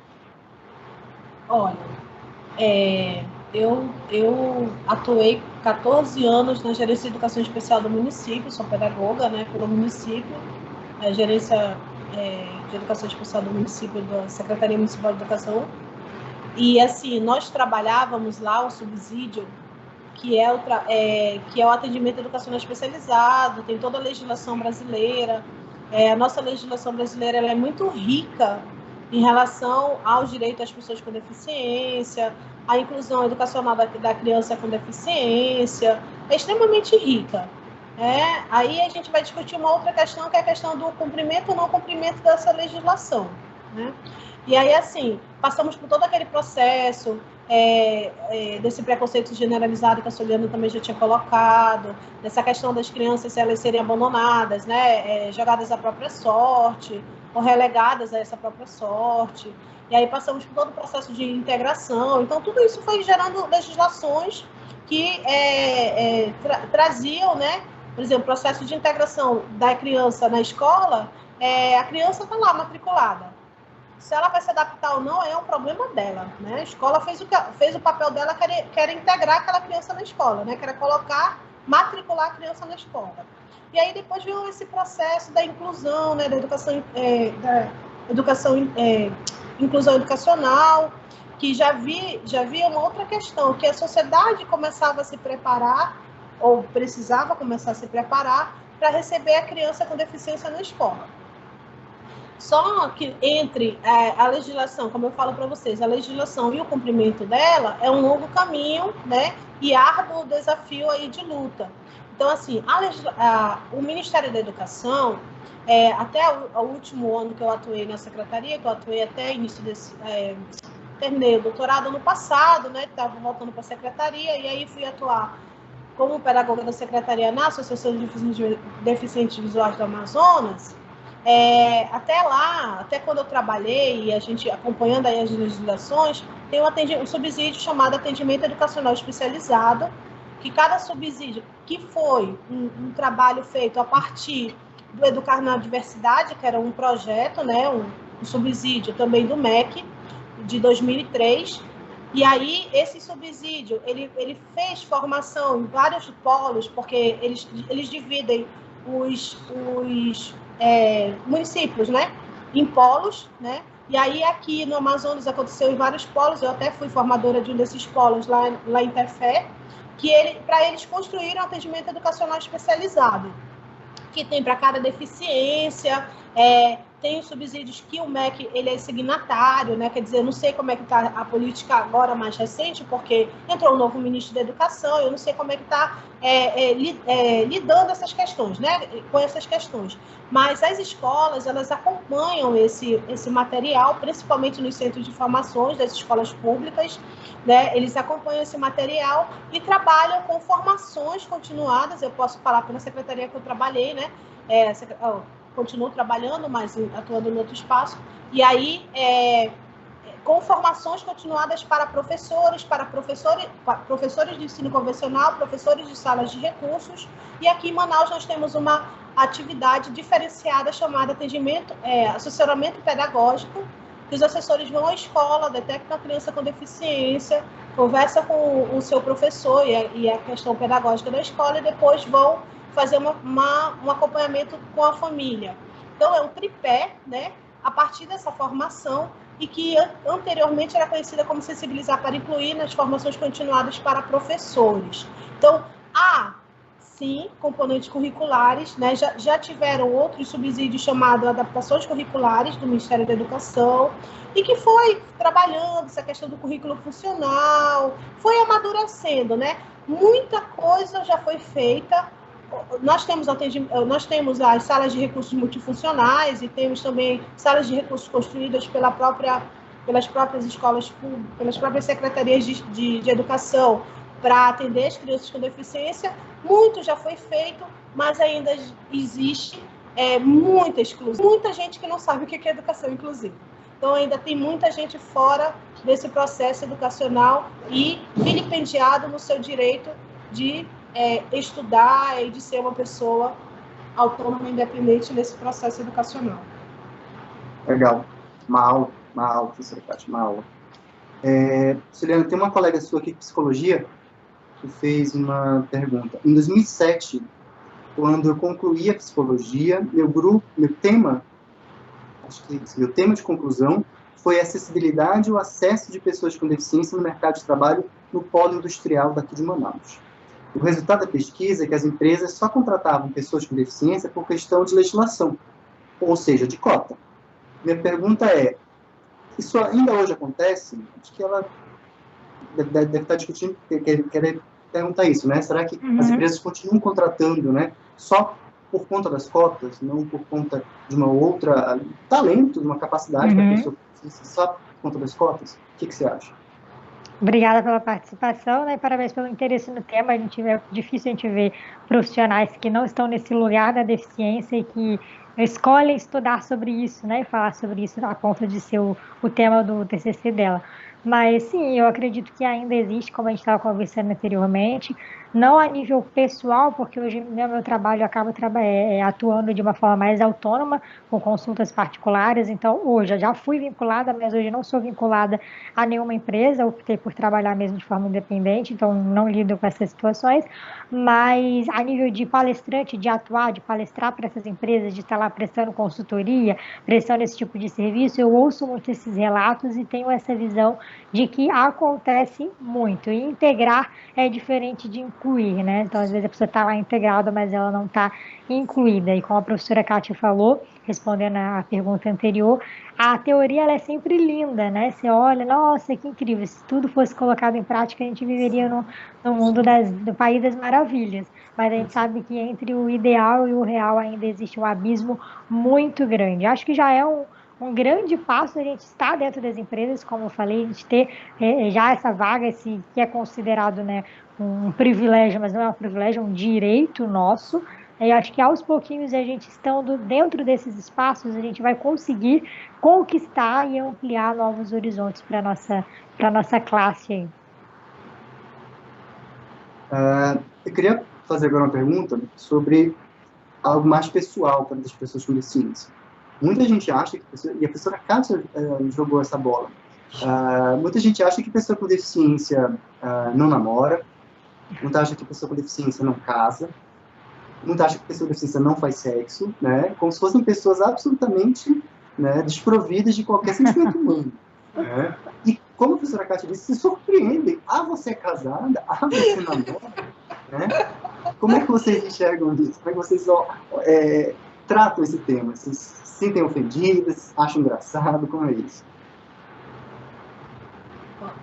Pode começar. Tá? Eu costumo brincar com as pessoas que cego só sabe ver. Por exemplo, quando eu comecei a conviver mais com as pessoas com deficiência, meus pares aí, eu tinha assim, histórias muito engraçadas assim, de casamento, pessoas com e sem deficiência. Era muito interessante.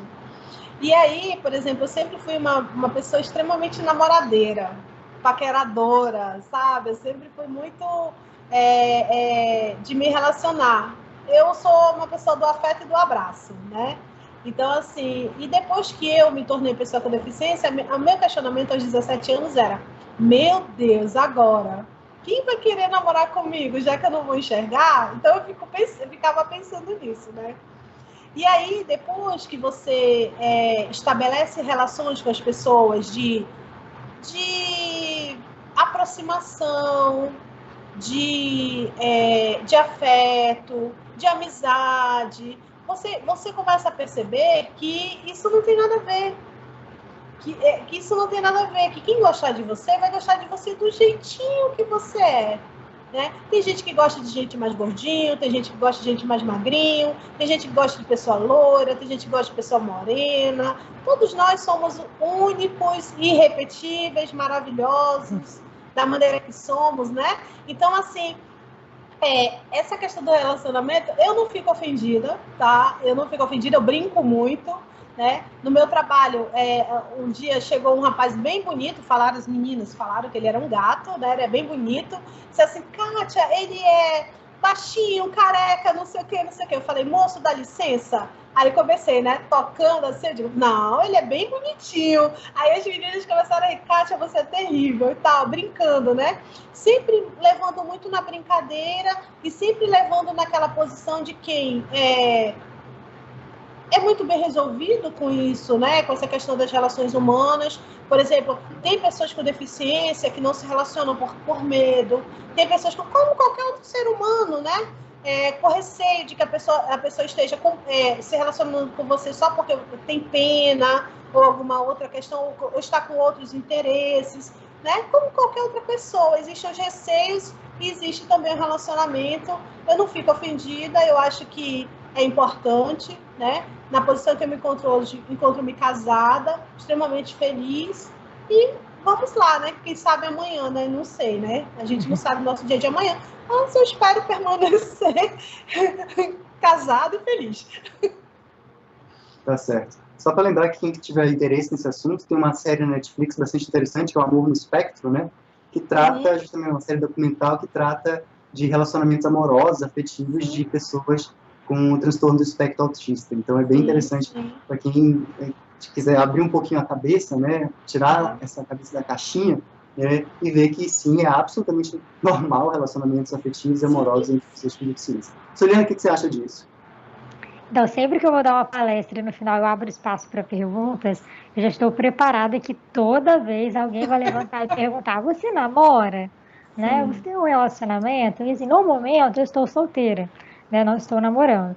E aí eu nunca posso responder só no tipo, não namoro. Porque se eu falar não namoro, isso vai abrir margem para uma série de pensamentos. Então eu sempre tenho que dizer, não namoro porque não estou no momento, ou porque não estou nessa vibe, ou porque estou me dedicando aos estudos e ao trabalho agora, né? Ou porque já tive ou terei, mas no momento não. Sempre tem que meio que justificar para não dar essa ideia de que não namoro porque sou uma pobre coitada sem os braços e que não anda, né? E às vezes quando, não sei se a Brusra passa por isso também, às vezes quando diz, né? Sim, estou no relacionamento, as pessoas perguntam, mas ele também é deficiente? Como se a gente não só pudesse se relacionar com pessoas com deficiência. Então acontece muito, sempre sou perguntada sobre isso e sempre também não me sinto ofendida e sempre tento responder com leveza. Eu acho que isso varia, né? E aí trazendo mais para a responsabilidade do deficiente, né? Porque acho que nós temos esse papel de levar com leveza para levar informação, porque se a gente se fecha no nosso mundo, a gente nunca vai conseguir construir um mundo igualitário, né? Um mundo justo e sem preconceitos, que às vezes a gente idealiza tanto, mas na prática a gente acaba tendo esse tipo de preconceito, né? Então, assim, às vezes as pessoas falam para mim, você é tão leve, a gente pode falar sobre qualquer assunto, porque não é com todo deficiente que a gente pode. Às vezes a gente fala uma coisa e a pessoa já se ofende, ou já se fecha. E eu mesmo já tive experiência de conversar com um deficiente, com pessoas até com deficiências bem parecidas, né, com a minha, e eu super aberto, sabe, querendo fazer amizade, perguntar, e a pessoa super fechada, do tipo, olha, eu não quero contato, e eu ficar, nossa, desculpa, e aí as pessoas brincaram, nem todo mundo é igual a você.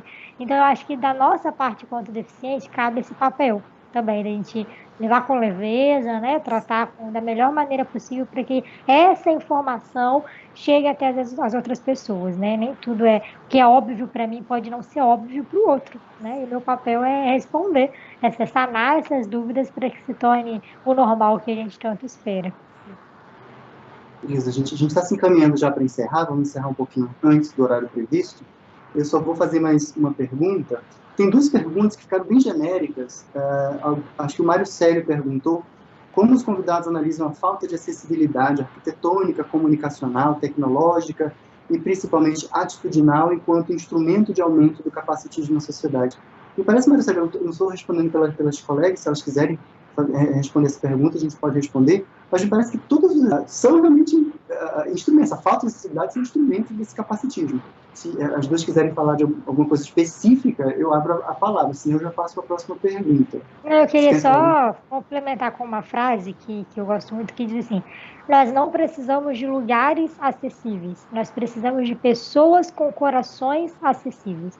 Então, se a sociedade tiver um coração acessível, ela vai trabalhar para que os lugares também sejam acessíveis.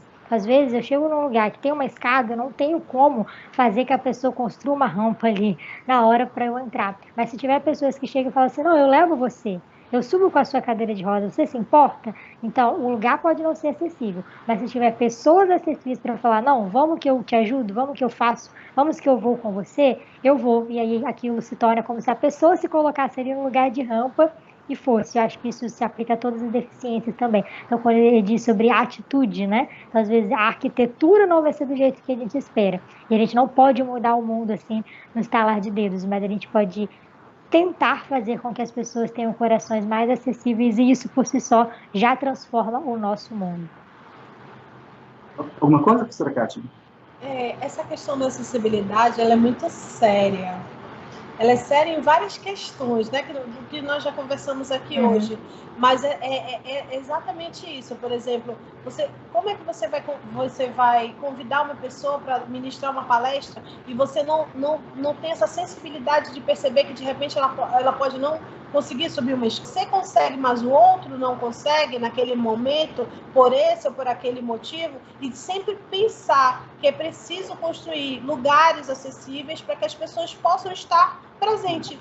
Porque nada pode ser discutido, debatido, analisado, decidido sem a presença daqueles e daquelas que todos os dias passam pelas situações, como o senhor tinha colocado logo no início, né? O nada sobre nós sem nós, né? Então, assim, a participação da pessoa com deficiência é muito importante para essas políticas públicas darem certo, para que essas políticas públicas sejam cumpridas como se deve, né? E aquela coisa que a Suliana também colocou, se não nos abrem as portas, nós vamos abrindo, nem que seja força, ou por força de lei, se for o caso, mas por que nós falamos isso? Não é por sermos assim rebeldes ou, né, ou teimosos, né, de estar nos lugares, mas é porque é preciso que a pessoa com deficiência esteja nos espaços sociais, né, em que todas as outras pessoas estão, para que as pessoas percebam que não há um mundo separado para pessoas com deficiência, há um mundo do autista, há um mundo do cego, o mundo de vocês deve ser muito lindo, será? Nunca se sabe, né? E aí, assim, essa sensibilidade, eu acredito que a acessibilidade, ela passa pela sensibilidade. A sensibilidade de engenheiro quando vai construir, porque ele sabe, ele conhece a legislação, ele conhece a NBR, ele conhece a BNT, né, e tudo e tal. A sensibilidade dos órgãos públicos, começar a chamar as pessoas com deficiência quando for promover um evento, para dizer, olha, e aí, o que você acha? A gente coloca aqui uma rampa e tal? Porque pode ser que apareça alguém, né? Você oferece. Pode não ter nenhum surdo aqui participando da nossa palestra, mas em compensação tem os intérpretes de Libras, né? Logo no início, vocês fizeram audiodescrição, é muito importante. Pode não ter nenhum cego participando, mas legal, porque dá uma noção do que é, né? Essa sensibilidade, a atitude, a mudança de atitude muda a sociedade. E quem vai mudar a sociedade não somos nós, é cada pessoa a partir dessa consciência, né? E dessa sensibilização para o que seja acessível ou não para cada um. Bacana. O Maricélio complementou a pergunta dele para explicar a questão da acessibilidade, mas eu acho que vocês dois responderam muito bem. Ele fala, trata-se do compromisso do poder público na garantia desses acessos, mitigando, né, o capacitismo. Eu acho que é exatamente isso que vocês falaram, né? Que realmente tem que ter esse compromisso, não é só o poder público, o Maricélio está mais preocupado com isso, mas eu acho que, como vocês deixaram bem claro, é de todo mundo, né? Não é só do poder público, é da empresa privada, das pessoas, da sociedade, é do amigo, é da família, né, que faz isso. Então, eu acho que é mais amplo do que isso, né? Acho que vocês responderam. Professora Kátia, eu não vou perguntar a Suliana, porque é específico da pergunta da Amazonas aqui. Teve uma pessoa da audiência que perguntou se no Amazonas há entidades que dão apoio a pessoas com deficiência. O governo e a prefeitura dá oportunidade? Poderia citar nomes dessas entidades? Vamos deixar, pelo menos fazer propaganda, professor, já aproveitar, então, da sua associação e tudo, e explicar qual é a função da sua associação, qual é o trabalho que ela faz, etc. Sim. Eu sou pedagoga da prefeitura e nós temos um convênio com a Associação dos Deficientes Visuais do Amazonas, a ADIVAN, né, que atende o segmento das pessoas com deficiência. Então, eu fui prestar serviço nessa associação no início desse ano, né, de 2020, infelizmente veio a pandemia e nós não podemos, né? Eu e o colega John Lennon, fantástico, né? Um músico exemplar, e ele, exemplar, olha aí a história, né? Um músico sensacional, que aprendeu a tocar de ouvido, ele é maravilhoso, John Lennon, e assim, nós fomos prestar serviço nessa associação, ele ministrando as aulas de informática, né, que trabalha com a reabilitação das pessoas com deficiência visual, né, e aí, então, por parte da a questão do uso do computador para pessoas com deficiência, e eu trabalhando com a questão do braille e do soroban, né, que é braille, né, não confundam braille com outra coisa, né, braille, não, de maneira nenhuma, é um sistema de leitura diferenciada da pessoa cega, soroban, não confundam soroban com surubão, né, soroban, sistema de cálculos matemáticos, e aí, assim, a reabilitação mesmo, né, e aí, assim, essa associação, ela traz as informações, as pessoas com deficiência, quando adquirem a deficiência, vão atrás dessa associação, se associam, recebem as questões, participam das questões sociais, né? Por exemplo, a serviço social vai e ajuda, se de repente precisar de um encaminhamento para outros lugares, para o que a gente chama de rede inclusiva, né? No estado do Amazonas, é muito interessante essa questão da rede inclusiva, porque tem vários espaços que atendem a pessoa com deficiência, né? Então, a Associação de Deficientes Visuais tem um pouco desse trabalho, e eu sou muito grata por tudo que recebi da associação em relação à questão da deficiência e desse esclarecimento, né? Existe, como rede inclusiva, a Biblioteca Braille do Amazonas, né, que é o nosso diretor lá, o Gilson Mauro, que é maravilhoso, e também faz muito esse papel de disseminação das informações, inclusive está tendo um evento maravilhoso essa semana toda, né, em alusão à nossa Semana Nacional de Luta. Existem as outras associações que atendem as pessoas com deficiência, a ASMAN, a APAI, a Pestalozzi, a DEFA, né, as associações que atendem outros tipos de deficiência, e todas as outras instituições que atendem pessoas com o espectro autista, né? Então, assim, é muito interessante porque cada um na sua especificidade vai procurando, né, as instituições para se associar, para procurar. Já falei um pouco das escolas públicas, estaduais e municipais, né? Falei um pouco do trabalho que eles desempenham, né, nas salas de recursos multifuncionais.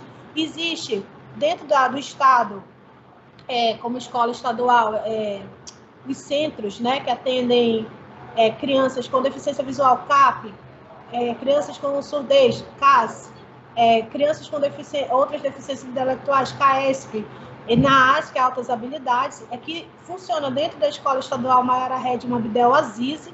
Eu não sei se eu estou falando muito rápido, os intérpretes, não sei se está conseguindo me acompanhar, desculpa. Abdel Aziz, né?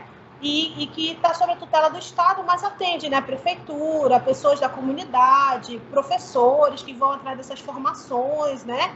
Então, é muito interessante porque a gente trabalha em rede inclusiva. Tem o Instituto Federal do Amazonas, que tem um projeto muito bonito, dentro do seu núcleo de acessibilidade ali, né, núcleo, que é o núcleo que eu participo, né, que é coordenado pela professora doutora Maria Almerida de Souza Matos, minha querida e amada orientadora de doutorado, e que é minha amiga, né, e uma pessoa maravilhosa que lutou durante muito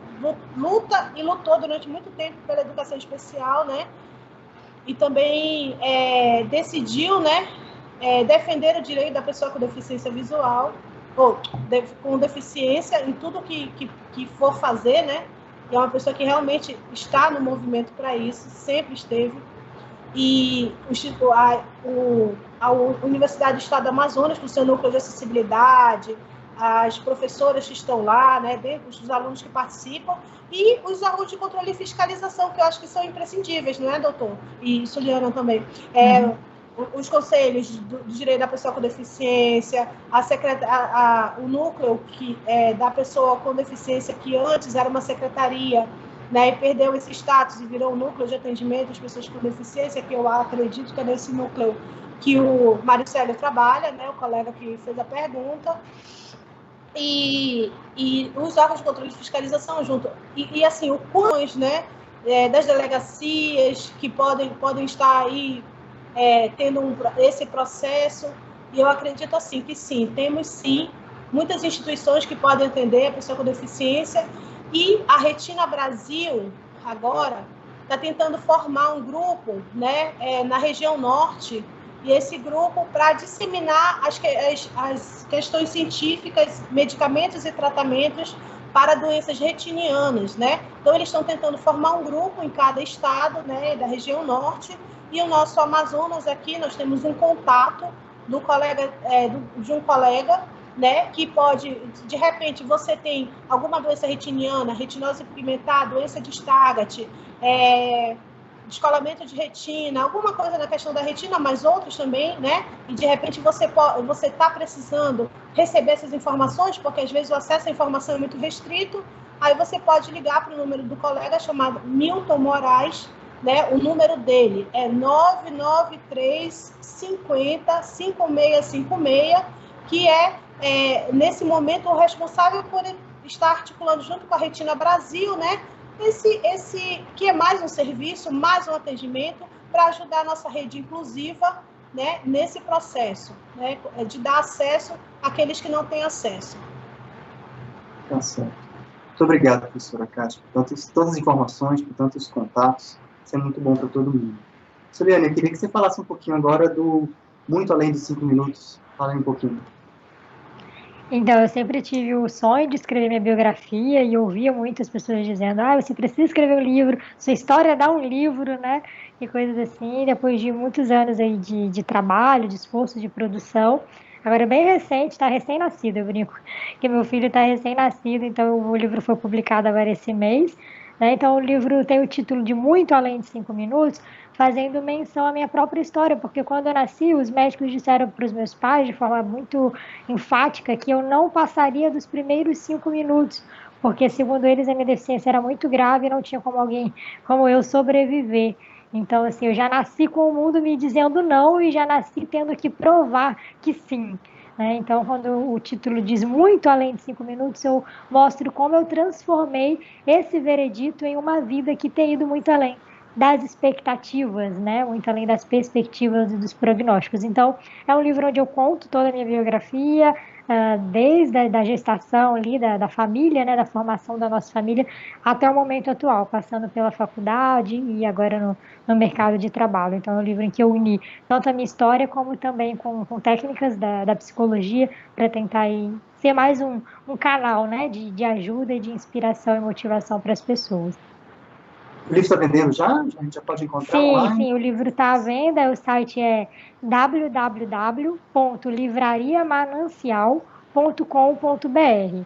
Então, entrando lá, você digitar, acho que no Google também, se você já digitar o nome, Muito Além de 5 Minutos, Soliana Coelho, já aparece. Então, o site é da livraria aqui da minha cidade, no Rio de Janeiro, mas entrega em todo o Brasil. Tá? Então, nas minhas redes sociais também, meu Instagram é @SolianaCoelho, e é Soliana com Y. Tá? Então, digitando Soliana já vão me achar, tem o canal no YouTube, tem o Instagram, e aí nas minhas redes sociais vocês também encontram diretamente o link para o acesso do livro. Tem PDF também, caso alguém, devido à distância, não consiga comprar o livro físico ou algo assim, eu posso estar disponibilizando. E estou no projeto de gravar o audiobook também, para pessoas, né, com deficiência que não podem ler o livro em si, que possam ter acesso à minha história através da audiodescrição. Então, é um projeto que está em andamento também.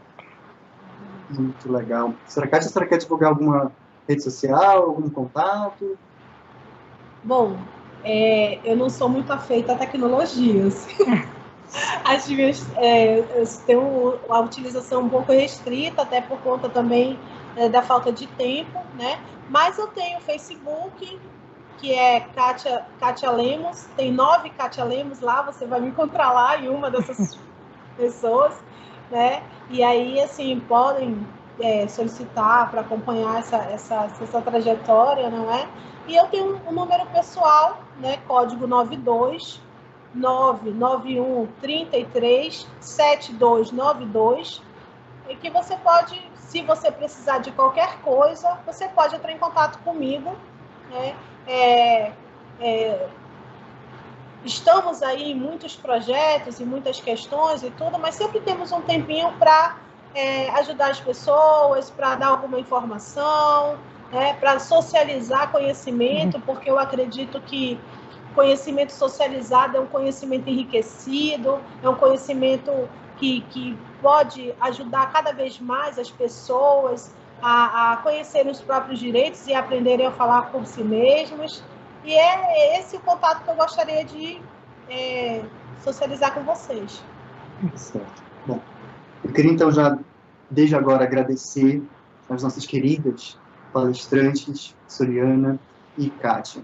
Foi excepcional esse evento foi revolucionário no Ministério Público do Amazonas e foi absolutamente engrandecido pela presença das duas. Muito obrigado em nome do Ministério Público. Quero agradecer também a presença dos promotores de justiça, pelo menos os promotores de justiça que botaram algum comentário, a doutora Renata Cintrão, a doutora Ellen Queiroz, doutor Fabrício Almeida, a doutora Denisa Ferreira, todos os membros do Ministério Público, muito obrigado pela presença. Queria agradecer a presença de todos que viram pela nossa plataforma, que viram pelo YouTube. Queria agradecer a todos os profissionais, estudantes que assistiram o nosso vídeo, que vão assistir depois, porque esse vídeo vai ficar disponível no YouTube também, para quem quiser acompanhar. O CEAF, CEAF, né, Centro de Estudos e Aperfeiçoamento Funcional, CEAF, MPAM, está no YouTube com várias palestras, com vários cursos, e esse nosso evento também vai estar lá no YouTube do CEAF. Eu quero agradecer mais uma vez aos nossos queridos intérpretes, Cláudio, Rayana e Priscila. Queria agradecer à equipe do CEAF, Ju, Melícia, queria agradecer ao André por esse evento, e queria agradecer a você que participou desse evento, que viu esse evento, que divulgou esse evento. A semana da luta da pessoa com deficiência está apenas começando, esse é o primeiro dia da semana, esse é o dia nacional, a gente está dando start, mas essa luta é diária, e eu não preciso falar, quem pode falar, quem deve falar, são essas pessoas como a Soliana e como a Kátia que vivem a deficiência no dia a dia. Então, muito obrigado a todos, e eu declaro encerrado esse evento. Muito obrigado a todos. Obrigada.